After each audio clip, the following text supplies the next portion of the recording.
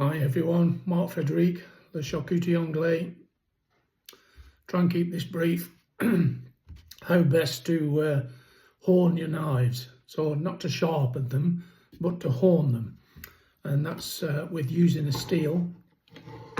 If you need to sharpen your knives, put an edge back on your blades, and you need to use a whetstone. That's usually the best method. And but I'll cover that on another video, so I'm just going to keep this one short. How to horn your knives. So hopefully in your armoury you've got yourself a boning knife. This is a 6-inch Victorinox. I've got various ones, French ones, and I've got the German F-Dick knives. They're really good. A nice brand actually, F-Dick. Victorinox used to be, well, still are a favourite for many people. I don't believe they are the same knife they used to be, but I think F-Dick have got the #1 marketplace for that, in my opinion. There's a lot of individual knife makers out there make some terrific ones. Here's a Brazilian one I came across a while ago at wooden handle, good size because I've got big hands, and this is a good ergonomic size.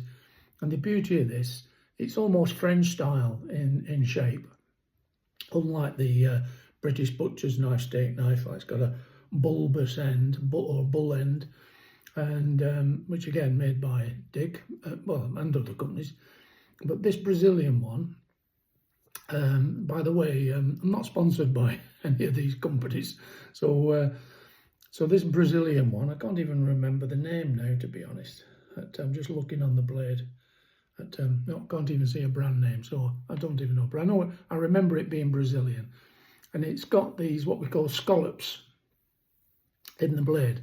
In fact, it's got on both sides of the blade, and this is really useful because when you're cutting meat and meat sticks to the blade, the friction, it's difficult sometimes to get the meat to fall away from the blade.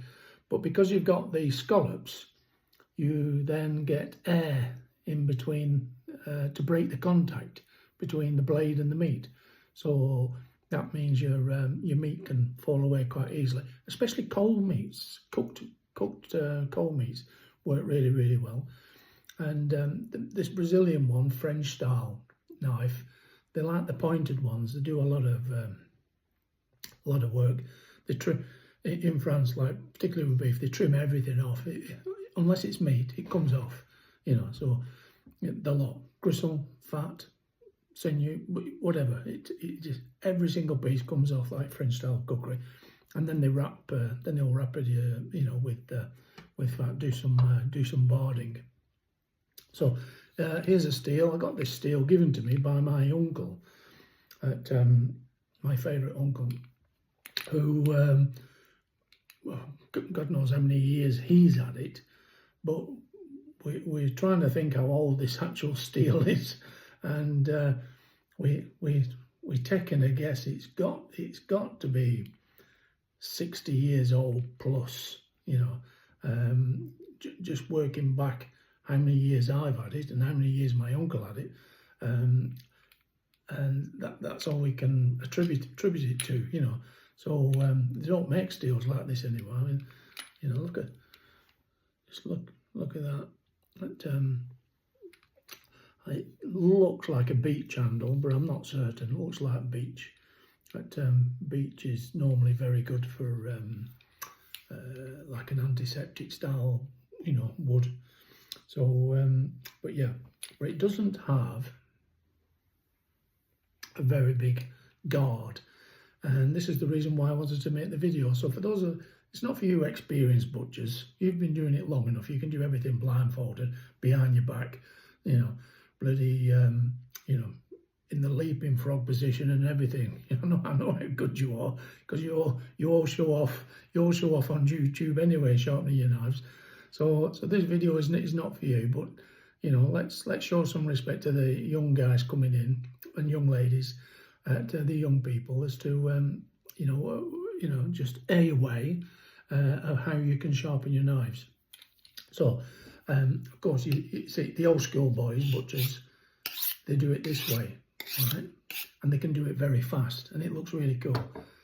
Let them carry on doing that.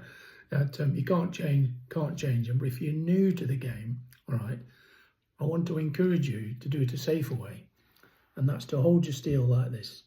Now I'm going to have to stand up and take my face out of frame, but that's not a bad thing. So I'll keep on talking. So what you need to do is have your knife heel to heel, okay? And when you go down, toe to toe. So the toe of the steel and shall we call it the toe, the point of the knife. So that's what we do.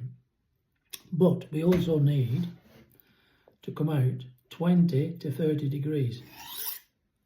One side,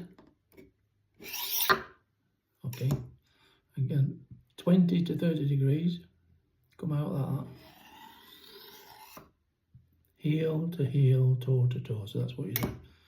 So we heel to heel and we go down, and as we go down, we go right down to the tip where the two tips meet, and then same on the other side. Okay.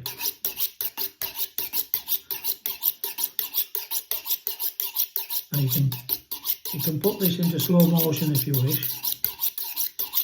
So the reason for doing it like that is the blade is just going down, okay, vertically, you know, and the blade's not going to do any damage, you know.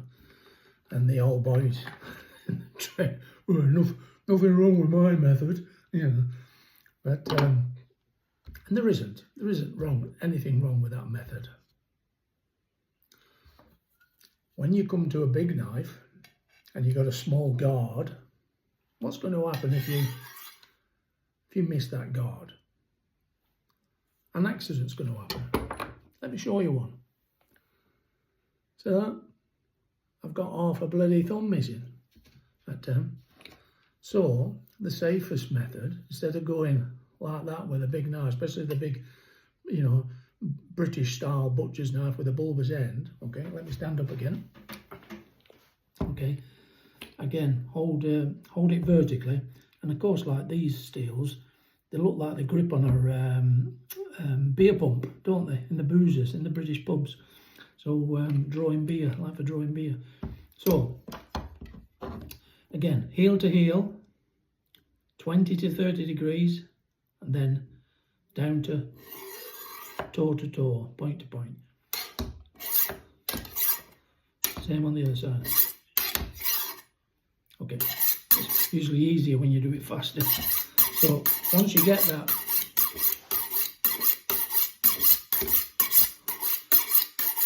experience, once you get more experience, you get to speed up, and you tend to cover most of the knife.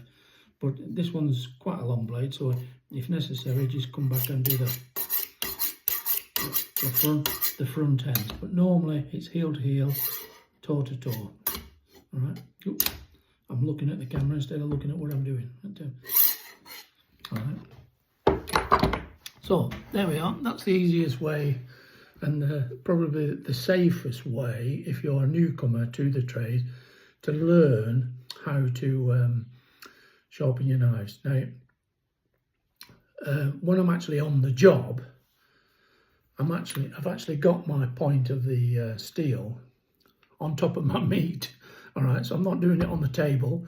I've got a wooden block on my table here, and cutting block so I can protect my table. But you know, so I'm not having to do it on the block. But I'm usually got it sat on top of the meat. But you can also do it suspended in the air like this. And again, I'll stand up and I find some flex. There's some flex in the steel, all right? And this works out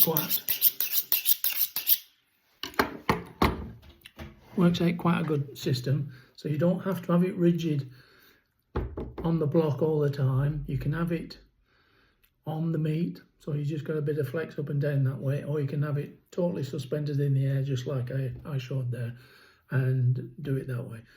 So if you're new to the business, all right, or if you're a home user, home. If you do your butchery at home, you know, that's how we all started, I think, most of us anyway. And that's a good way to get in, a safe way, avoiding accidents. All right, so there we are, end of video. Please buy me a coffee if you like this video, and I'll see you on the next one. Okay, toodaloo.